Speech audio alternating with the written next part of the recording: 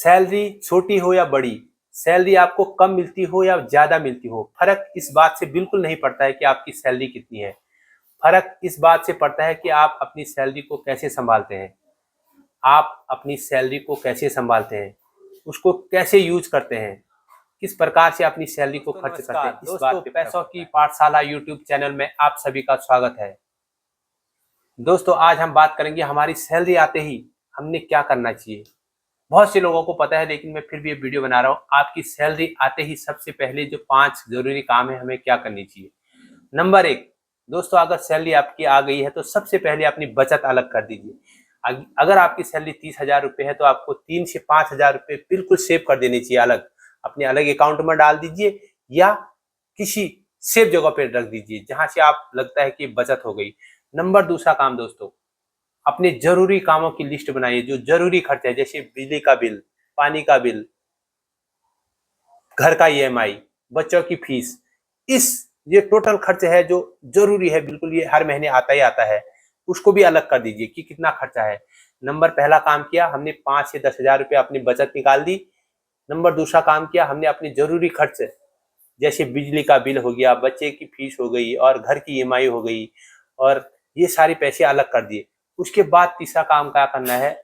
तीसरा काम दोस्तों, हमने एक अपना तैयार करना है डाटा कि हमने महीने में अब कितना खर्च करना है, खाने पीने में और कामों में हमारा कितना खर्चा आएगा, वो हमने अलग करना है। उसका बजट बनाना है। वो बजट बन गया, उसके बाद जो आपका ईएमआई है, एसआईपी है, एसआईपी जिसको सिस्टमेटिक इन्वेस्टमेंट प्लान, जो एसआईपी करते हैं या म्यूचुअल फंड करते हैं, म्यूचुअल फंड में ही एसआईपी करते हैं, और पीपीएफ करते हैं, या कहीं भी आप पैसा जोड़ते हैं, वो इन्वेस्टमेंट प्लान को भी मत छोड़िए। अगर पैसा बचता है तो वहाँ जरूर इन्वेस्ट करिए। नंबर चौथा है दोस्तों, बहुत जरूरी, इमरजेंसी फंड। आप अपना इमरजेंसी फंड जरूर बनाइए। इमरजेंसी फंड मतलब कभी भी मुश्किल समय में जो हमारा पैसा काम आता है। जब कभी भगवान न करे किसी की नौकरी छूट जाए, जब आपके पास 1-1.5 लाख रुपए होंगे, 5-6 महीने आपका आराम से गुजरेगा। इमरजेंसी फंड, अचानक बीमारी आ जाए या कुछ दिक्कत आ जाए, तो उस समय वो पैसा कर्ज लेने इधर उधर भागोगे या कहीं से पैसे निकालोगे, तब तक बहुत देर हो जाएगी। क्या करना है, हमने अपना इमरजेंसी फंड बनाना है। 1 से 1.5 लाख रुपये अपना इमरजेंसी फंड बना के रखिए, जो हमारे मुश्किल समय में हमारे काम आएगा। नंबर 5वीं बात दोस्तों, क्रेडिट कार्ड का इस्तेमाल कम से कम कीजिए। अगर आपको लगता है क्रेडिट कार्ड का इस्तेमाल करना है तभी कीजिए, नहीं तो छोटे मोटे कामों के लिए क्रेडिट कार्ड का इस्तेमाल बिल्कुल कतई खत्म कर दीजिए। दोस्तों, ये वीडियो आपको कैसी लगी जरूर बताना। सैलरी छोटी हो या बड़ी, सैलरी आपको कम मिलती हो या ज्यादा मिलती हो, फर्क इस बात से बिल्कुल नहीं पड़ता है कि आपकी सैलरी कितनी है। फर्क इस बात से पड़ता है कि आप अपनी सैलरी को कैसे संभालते हैं। आप अपनी सैलरी को कैसे संभालते हैं, उसको कैसे यूज करते हैं, किस प्रकार से अपनी सैलरी को खर्च करते हैं, इस बात पे फर्क पड़ता है।